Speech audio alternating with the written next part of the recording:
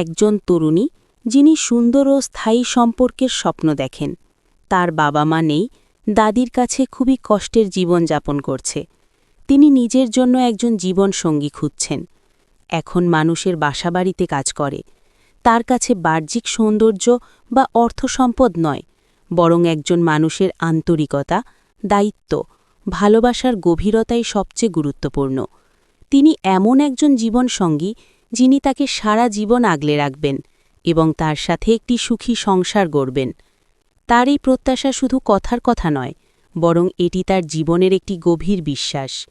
তিনি বিশ্বাস করেন যে একটি সম্পর্কের মূল ভিত্তি হল পারস্পরিক সম্মান এবং ভালোবাসা, যেখানে যৌতুক বা অন্য কোনো বিষয় স্থান পাবে না। পাত্রের বয়স, চেহারা বা পেশা নিয়ে তার নির্দিষ্ট কোনো চাহিদা নেই। তিনি শুধু একজন ভালো মনের মানুষ চান, যিনি তাকে সত্যিকারের ভালোবাসা দিতে পারবেন এবং কখনো ছেড়ে যাবেন না।